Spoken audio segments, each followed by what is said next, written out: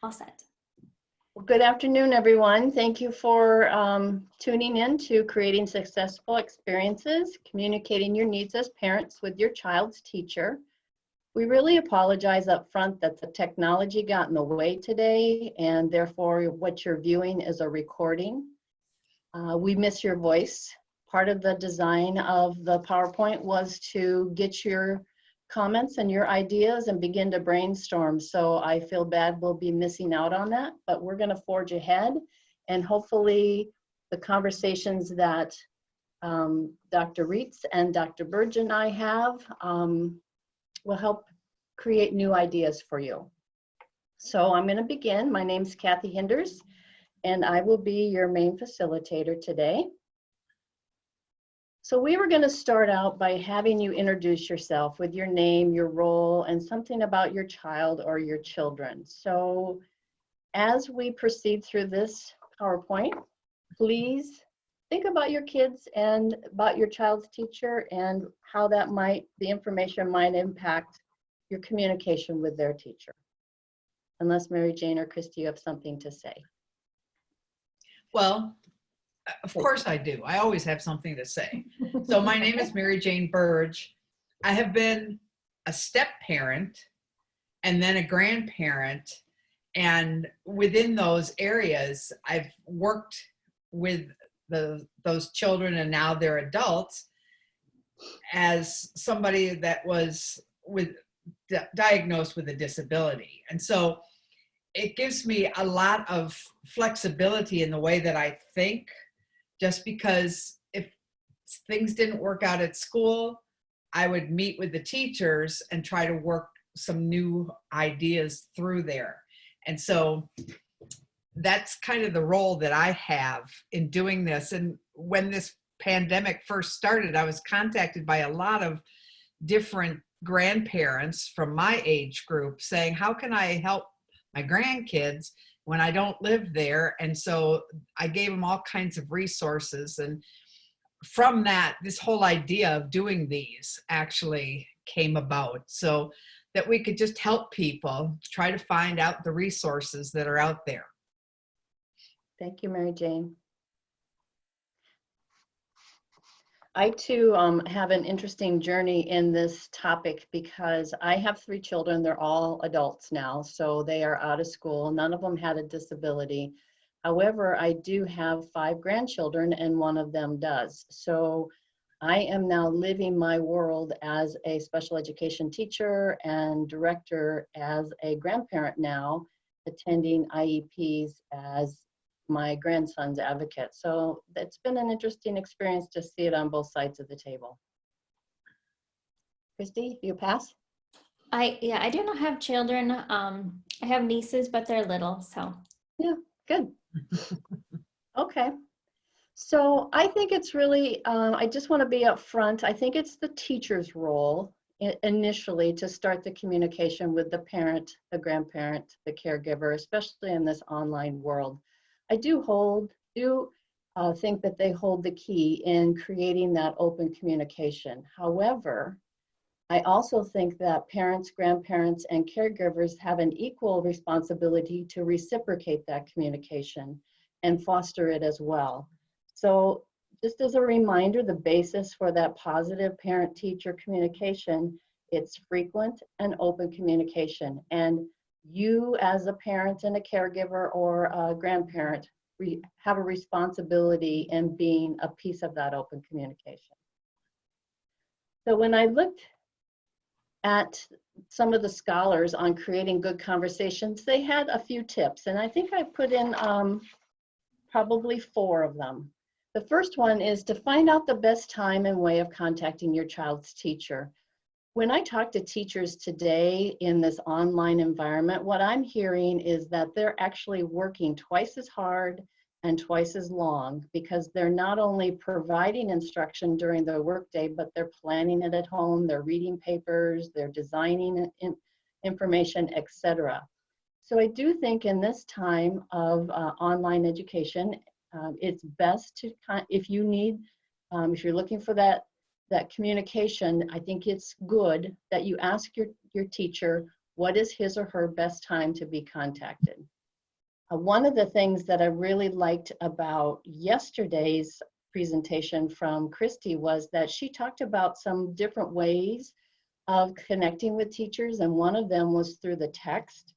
So if you have an opportunity to listen to that recording, I think it would be helpful.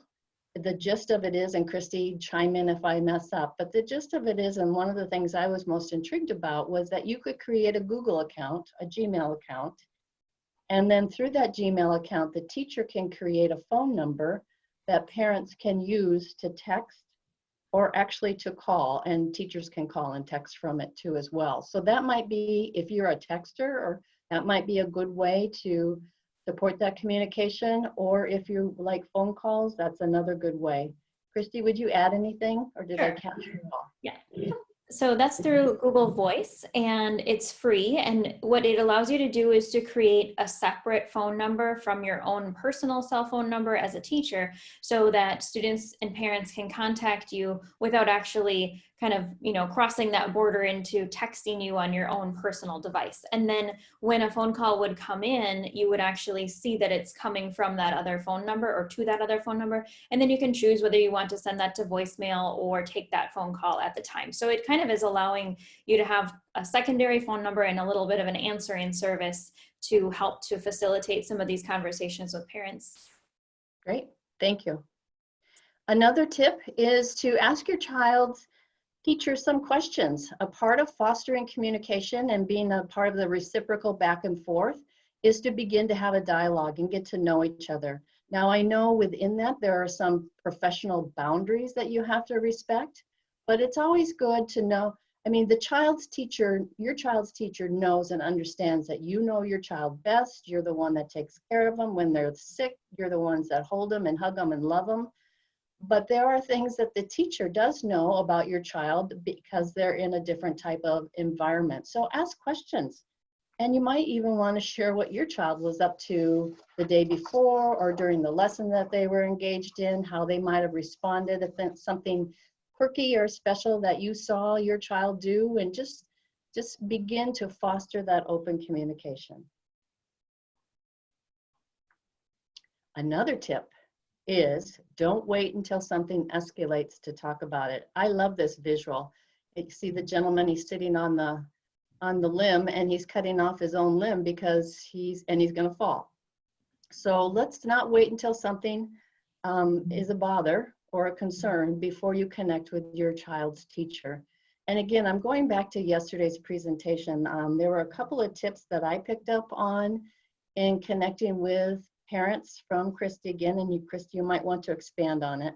But there are extensions that you can get through Google, through the Chrome Web Store. One is Screen Capture and one is Screencastify. Those are the two names of the software or extensions, for lack of a better word. And the capture will capture the computer screen, and then you can email that to your teacher with your question. The Castify will put a video in. I should probably stop and let you talk, Christy, but we'll put a video in, and then you can share that with your teacher. But it's a way of, so that if you have a question about something that comes up on the screen right away, your child is struggling, it's a good way to capture the moment and then send it right to the teacher. Christy, do you have any, would you expand on anything? No, I think that's perfect. Okay. And the other thing is, everyone, including parents, grandparents, caregivers, and teachers, everyone wants to be appreciated. And I think in times like today, it is always good to give many thanks to all of our teachers. And that respect shows, it's a level of respect, and it goes a long way in creating and fostering good communication. Matter of fact, one of my favorite quotes is from Fred Rogers. It says, "Anyone who does anything to help a child in his life is a hero to me." And that is all of you who are out there listening today. You are all heroes. So thanks for being your child's heroes. And teachers, thank you for being the children's heroes as well. So one of the things that your child has been learning about for the many years, probably 5 years, is the idea of digital citizenship. And what this means is that I'm sure you've all heard about anytime you go on the computer, you leave a footprint. And that footprint is something that is there and for infinity. Matter of fact, I worked with a college professor who said, just remember that anything you write is going to live longer than you are. The same thing applies to digital citizenship. So it just refers to being responsible with technology, being safe, being understanding, being polite, being healthy, and being responsible. And what that means is you have to remember that when you write something, create something, there's a tone. So people can pick up from your tone if you're speaking face to face, whether you're angry, you're happy, you're sad, you're frightened, etc. The same thing comes through words and technology.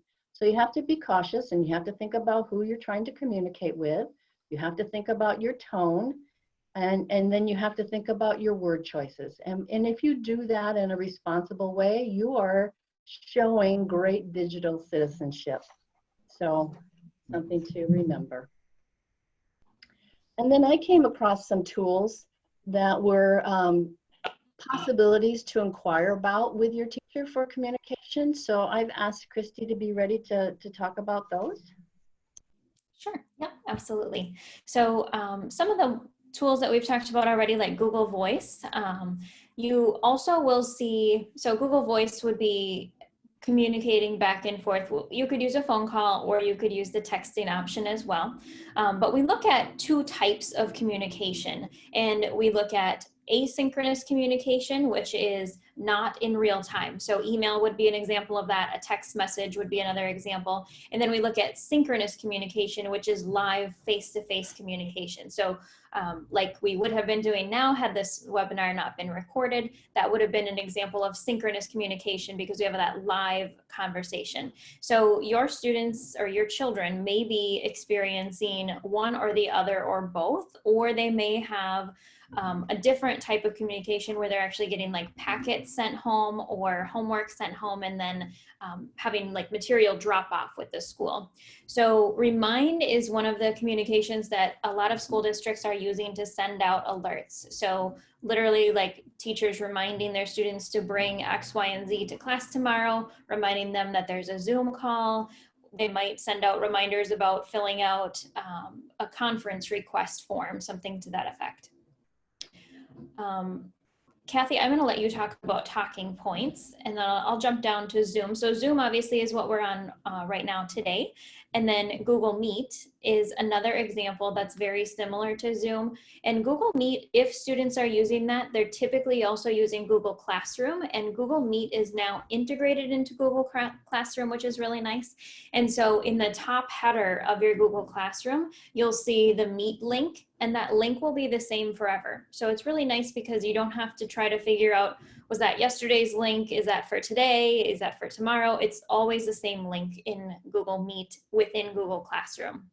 And then for Zoom, of course, like we're on today, Zoom also, you can do the same thing with Google Meet. You can share your screen. You can open up the chat window in the bottom of the screen and ask questions in a separate panel. I can show you what that would look like as well. So if we open up that chat window, you may or may not be able to see, I'm not sure if this will catch the recording or not, but I can type a message to everyone, or I can change it and I can type a message just to individual recipients. So if my student is in a Zoom call, I could actually jump in, or my student could, and then email or message in the chat just the teacher as well. So. Okay. And the talking points is just like Remind. It sends out notifications, reminders. However, talking points, if you speak more than, if your first language is something other than English, it can help support that communication. Okay. So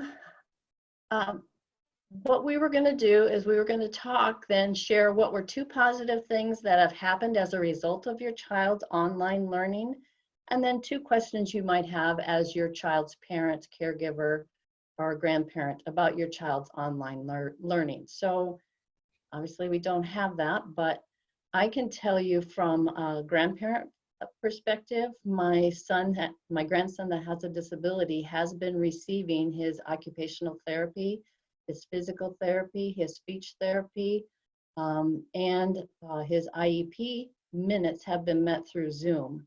Now, my grandson, just to full disclosure, is still in the Birth to 3 organization, but so what that means is that the parents are very involved in the Zoom meetings. As a matter of fact, the Zoom meetings is about teaching the parent how to work with my grandson because he is only just 2. But, and I know Dr. Burge and I are going to be talking about that next week, about my students on the IEP. Now, what do I do? So you can look forward to hearing more about that. Do either of you have anything you want to share? Mary Jane, you're on mute. You have to unmute yourself. Sorry. We even struggle with it sometimes. All right. I know that my grandchildren that are, I think 9, 11, and 13, all are online.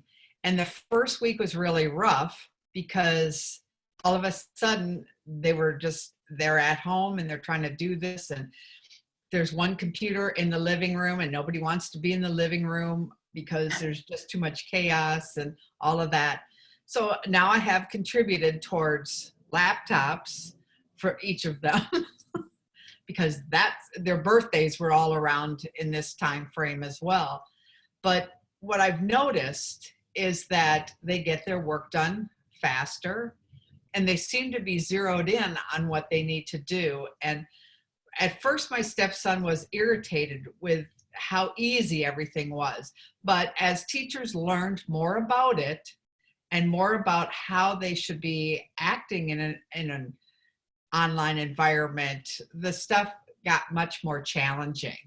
So instead, like Fayed, instead of walking around the block once, now they're actually doing some of the calisthenics and then also learning about the different sports and putting all of that to use. And then they could also do their math. And I actually got to watch a math lesson that was done on Zoom. And there were 5 students that had issues with mean, medium, and mode. And it was fascinating watching the teacher work with each of them because they each had a different issue with mean, median, and mode. And so she was helping them and then they were helping each other. And I just thought, would that have happened in a regular classroom? But they were there, they were just focused on the screen and they were working away. And a parent walked into the screenshot and the kid said, "Please, I need space right now. I'm doing math." And I thought, how incredible is that? Because I don't think that happens at school. So That's good. I think it's just forced us to think differently, operate differently, and try to proceed as if nothing happened. Now we know stuff's happened, but they're still learning. I think that's the key message here, is everybody's still learning. Yes. Thank you. One of the things that I've noticed through my own students, so I'm teaching graduate school right now for teachers, and one of the projects that we've been working on is a family engagement project, and looking at, as a school district and as a school and as a classroom teacher, how are we engaging with families? And a couple of the things that the students have noticed is really that if they had a good communication system set up prior to this pandemic, things have moved much more smoothly, because communication, as we know, is key. Figuring out, what is this going to look like? How will I know what to do? Where will I go? How do I communicate with my child's teacher?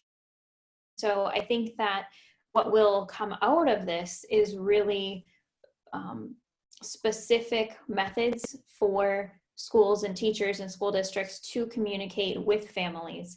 And I think that we will really refine that moving forward. Hopefully that will be a wonderful positive that'll come out of all of this. Great. Well, one of the things I strive for every day, and I don't do it as successfully every day, is this quote by Carol Dweck: "Love challenges, be intrigued by mistakes, enjoy effort, and keep on learning." And I think that really summarizes the environment that we find ourselves in when it comes to helping our children to be the best scholars that they can be. So again, you're all my heroes, and keep that communication open, work with your teachers, and thank you for all you do. Is there, Dr. Burge, are you doing tomorrow's? Yes, I am. And it's on that feeling of guilt and frustration that people are going through at this point in time because they weren't trained as a teacher or anything else. But we're going to have some positive messages for you and some other ways that you can engage your child even over the summer so that they keep on learning. Very good. Wonderful. Well, I appreciate your time. And oh, did you have something? Oh, no. Christy, were you going? Okay. I appreciate your just said- time and wish you all happiness on the journey. And hopefully we'll be back in a larger online community tomorrow, and we'll hear Dr. Burge tomorrow. So thank you. Excellent. Thank you. Woohoo!